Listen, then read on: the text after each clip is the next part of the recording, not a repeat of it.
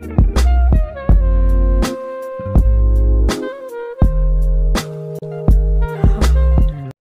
My dear friends, আজকে আমি principal of ফিনান্সের ratio analysis অধ্যায়ের ম্যাথের সমাধান করতেছি।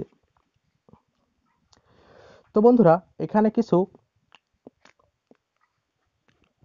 সম্পদ এবং দায় দেয়া আছে, লাইবিলিটিস আর অ্যাসেট দেয়া রয়েছে। প্রথমে বলা আছে কমন স্টক মানে সাধারণ শেয়ার, এটা একটা ক্যাপিটাল। এবার বলা আছে প্রিফার্ড স্টক মানে অগ্রাধিকার শেয়ার, এটা একটি মূলধনের মধ্যেই অন্তর্ভুক্ত হয়। এরপর বলা আছে রিজার্ভ মানে সঞ্চিতি, মূলত এই সঞ্চিতিটি এটাও কিন্তু স্টক হোল্ডার্স ফান্ড বা ক্যাপিটালের মধ্যেই অন্তর্ভুক্ত হয়। এরপরে বলা আছে 10% বন্ড, 10% বন্ড। তো বন্ধুরা, এরপর বলা আছে ব্যাংক ওভারড্রাফট মানে ব্যাংক থেকে জমাতিরিক্ত উত্তোলন, এটি একটি চলতি দায় বা কারেন্ট লাইবিলিটিস। এরপরে বলা আছে অ্যাকাউন্ট পেয়েবল মানে পাওনাদার, এটাও একটি চলতি দায়।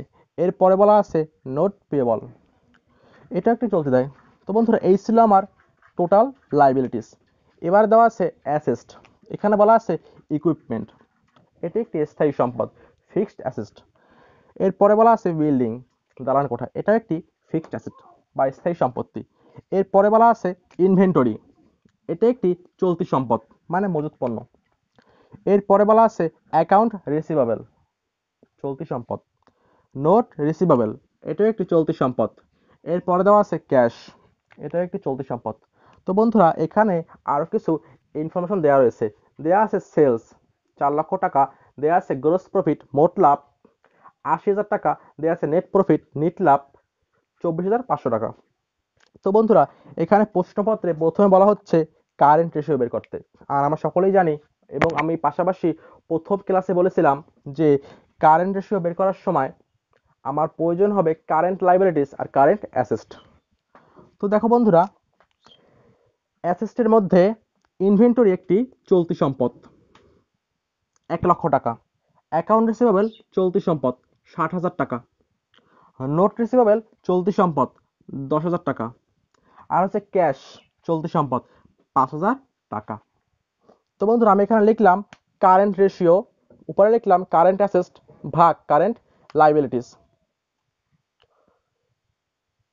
তো বন্ধুরা, উপরে আমার সম্পদের মধ্যে রয়েছে 1 লক্ষ টাকা ইনভেন্টরি চলতি সম্পদ, এরপরে আছে 60,000 টাকা অ্যাকাউন্ট রিসিভেবল, এবারে আছে নোট রিসিভেবল 10,000 টাকা, আর আছে ক্যাশ 5,000 টাকা। আমি লিখলাম মোট চলতি সম্পদগুলো। এবার আমি দেখব কারেন্ট লাইবিলিটিস বা চলতি দায়।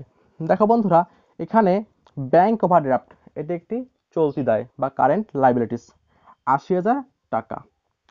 আর আছে অ্যাকাউন্ট পেয়েবল বা পাওনাদার, এটাও একটি চলতি দায় 70,000 টাকা। আর আছে নোট পেয়েবল 25,000 টাকা, এটা একটি চলতি দায়। আমি এখানে লিখলাম 80,000 যোগ 70,000 যোগ 25,000 টাকা, এই তিনটে আমার চলতি দায়। এখন দেখো বন্ধুরা, আমি মোট চলতি সম্পদগুলোকে যোগ করে দিলাম, তাহলে আমি পেয়ে গেলাম 1,75,000 টাকা। আর নিচে চলতি দায় যোগ করলে আসে 80,000 যোগ 70,000 যোগ 25,000, তাহলে আসে 1,75,000 টাকা। দেখো বন্ধু, এখানে কিন্তু দায় আর সম্পদ উভয়ই মিলে গেছে, তাহলে এখানে আমার অনুপাত হয় উপরে 1 নিচে 1, অর্থাৎ 1:1।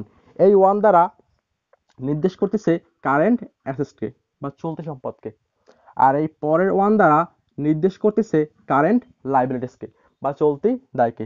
তো বন্ধুরা, এই ছিল আমার কারেন্ট রেশিও। এখান থেকে এটা বলা যায় যে 1 টাকা সম্পত্তির বিপরীতে 1 টাকা দায় রয়েছে এই প্রতিষ্ঠানটির।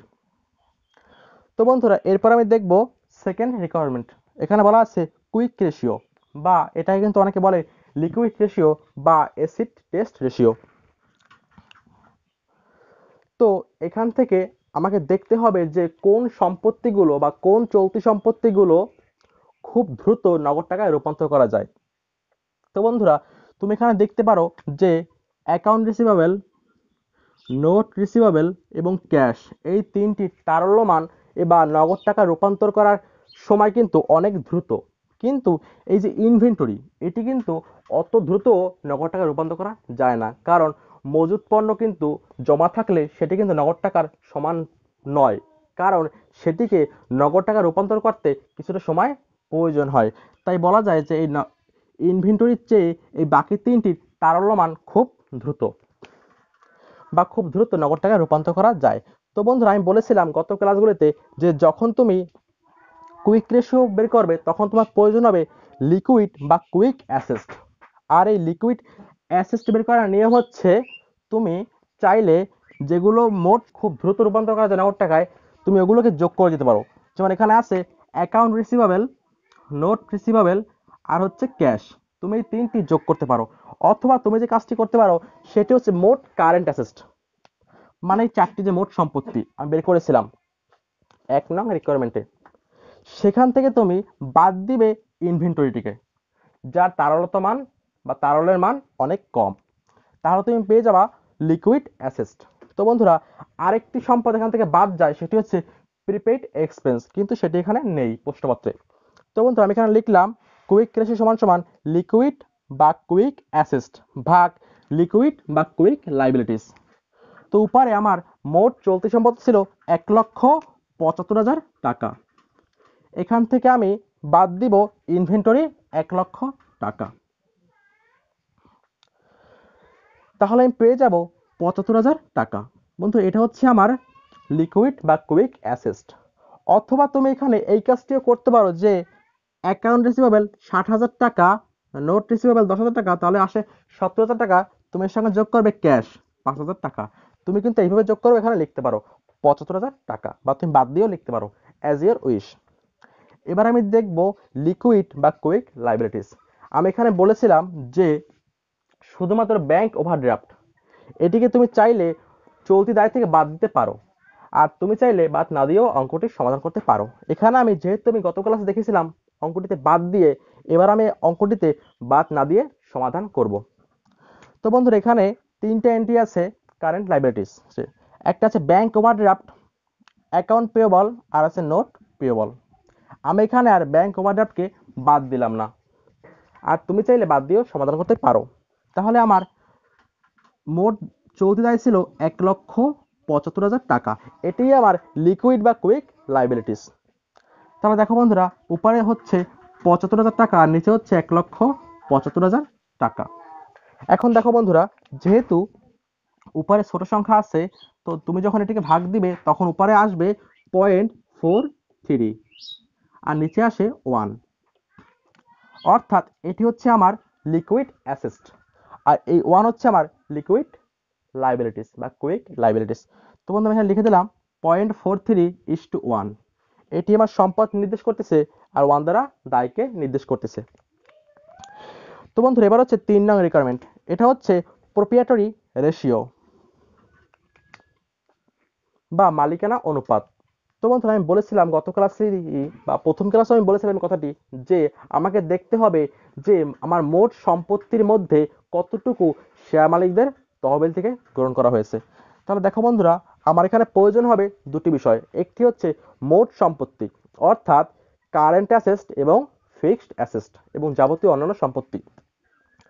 তো এখানে আমার চলতি সম্পত্তি রয়েছে এই চারটা, মানে 1,75,000 টাকা। সাথে কিন্তু আরো আছে ইকুইপমেন্ট, একটি স্থায়ী সম্পত্তি বা ফিক্সড অ্যাসেস্ট, আর আছে বিল্ডিং, এটি একটি স্থায়ী সম্পত্তি। তো বন্ধুরা, আমি এখানে লিখলাম টোটাল অ্যাসেস্ট, এখানে আমি লিখলাম 1,75,000 টাকা। এটি হচ্ছে আমার কারেন্ট অ্যাসেস্ট, যা আমি বের করেছিলাম 1 নং রিকোয়ারমেন্টে। সাথে আমি যোগ করলাম ফিক্সড অ্যাসেস্ট ইকুইপমেন্ট 1,55,000 টাকা। সাথে আমি আরো যোগ করলাম বিল্ডিং 90,000 টাকা। তো বন্ধু, এই ছিল আমার মোট সম্পত্তি। এবার হচ্ছে উপরে আমার আসবে স্টক হোল্ডার্স ফান্ড বা স্টক হোল্ডারদের ইকুইটি বা ক্যাপিটাল। তো বন্ধুরা দেখো, এখানে আমি প্রথমে বলেছিলাম অঙ্কটি পড়ার সময় যে কমন স্টক, এটি মূলত হচ্ছে সাধারণ শেয়ার। এই শেয়ার কিন্তু মূলত শেয়ার মালিকদের তহবিল থেকেই সংগ্রহ করা হয়, বা সেখান থেকে কিন্তু এটা আসে মূলত। তো এটি কিন্তু স্টক হোল্ডারের মধ্যেই অন্তর্ভুক্ত হবে। এবার হচ্ছে প্রিফার্ড স্টক বা অগ্রাধিকার শেয়ার, এটিও কিন্তু স্টক হোল্ডার ফান্ডের মধ্যে অন্তর্ভুক্ত হবে। আর আছে রিজার্ভ ফান্ড মানে সঞ্চিতি, এটিও কিন্তু অন্তর্ভুক্ত হবে স্টক হোল্ডার ফান্ডের মধ্যে। তো আমি এখানে লিখলাম প্রথমে কমন স্টক 50,000 টাকা, সাথে যোগ করলাম প্রিফার্ড স্টক 70,000 টাকা। আরও আছে রিজার্ভ ফান্ড বা রিজার্ভ 25,000 টাকা। এই হচ্ছে আমার মোট স্টক হোল্ডার্স ফান্ড। তো বন্ধুরা দেখো, এই তিনটি যোগ করলে আমার আসে 1,45,000 টাকা। আর নিচে আমার মোট সম্পত্তি যোগ করলে আসে 4,20,000 টাকা। এখন যেহেতু এখানে আমাকে দেখতে হবে যে শেয়ার হোল্ডার বা স্টক হোল্ডার্সের ফান্ড অর্থাৎ শেয়ার মালিকদের তহবিল মোট সম্পত্তির কত অংশ, যেহেতু এখানে শতাংশ বা অংশ বের করবো, তাই আমি এখানে গুণ দিলাম 100। এখন 1,45,000 টাকা ভাগ 4,20,000 টাকা গুণ 100, মূলত ভাগ দিলাম আসে 0.345। যখন আমি 0.345 সাথে গুণ দেবো 100, তখন চলে আসে 34.50% অথবা 34.50%। আমি এটি বলতে পারি যে স্টক হোল্ডার ফান্ড হচ্ছে বা শেয়ার মালিকদের তহবিল হচ্ছে মোট সম্পত্তির 34.50%। তো বন্ধুরা, এই ছিল আমার তিনটি রিকোয়ারমেন্ট। এবার হচ্ছে 4 নং। এখানে বলা আছে ডেট ইকুইটি রেশিও বা দেনা মালিকানার অনুপাত। তো বন্ধুরা, এখানে আমাকে দেখতে হবে যে স্টক হোল্ডার্স ফান্ডের কত অনুপাত হচ্ছে টোটাল ডেট। মূলত এখানে দেখতে হবে আমার মোট দেনার পরিমাণ আর স্টক হোল্ডার্স ফান্ডের মধ্যে সম্পর্ক বা অনুপাত। তো বন্ধু দেখো, তুমি এখানে মোট দেনা রয়েছে এখানে। এখন মোট দেনা বলতে বোঝাচ্ছে কারেন্ট লাইবিলিটিস এবং লং টার্ম লাইবিলিটিস উভয়কেই। তো এখানে আছে ব্যাংক ওভারড্রাফট, এটা তো পূর্বে বলেছি কারেন্ট লাইবিলিটিস। এবার আছে account payable current liabilities, notes payable current liabilities.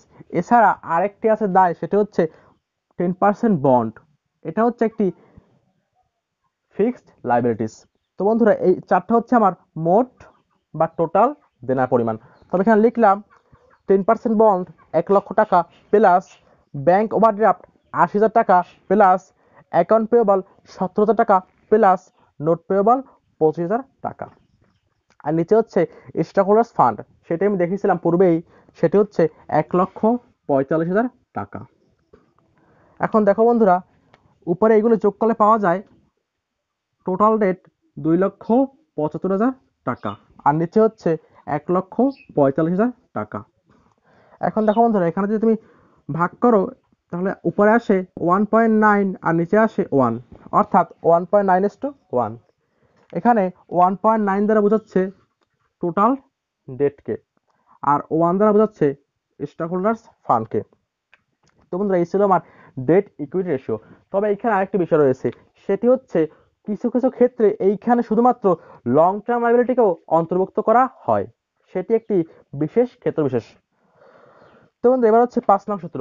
এখানে বলা হচ্ছে ক্যাপিটাল গিয়ারিং রেশিও বা মূলধন গিয়ারিং রেশিও। এর সূত্র হচ্ছে ফিক্সড লায়াবিলিটিস আর হচ্ছে কমন স্টক হোল্ডার্স ফান্ড। এবারে বন্ধুরা, এই যে ফিক্সড লায়াবিলিটিস, এর মধ্যে অন্তর্ভুক্ত হবে প্রিফার্ড স্টক বা অগ্রাধিকার শেয়ার, সাথে যোগ হবে বন্ড। এখন দেখো বন্ধুরা, এখানে আমার প্রিফার্ড স্টক ছিল 17,000 টাকা আর আমার 10% বন্ড ছিল 1,00,000 টাকা। আমি যদি যোগ করলাম, তাহলে চলে আসে 1,17,000 টাকা। আর নিচে আসবে স্টক হোল্ডার্স ফান্ড বা আরো ভালোবাসা বলতে গেলে কমন স্টক হোল্ডার্স ফান্ড। এখন বন্ধুরা, এই যে কমন স্টক হোল্ডার্স ফান্ড, এর মধ্যে অন্তর্ভুক্ত হবে কমন স্টক, সাথে যোগ হবে রিজার্ভ ফান্ড। এখন দেখো বন্ধুরা, এখানে কমন স্টক আছে 50,000 টাকা, আর এই প্রশ্নপত্রে কিন্তু রিজার্ভ ফান্ডও দেয়া আছে 25,000 টাকা।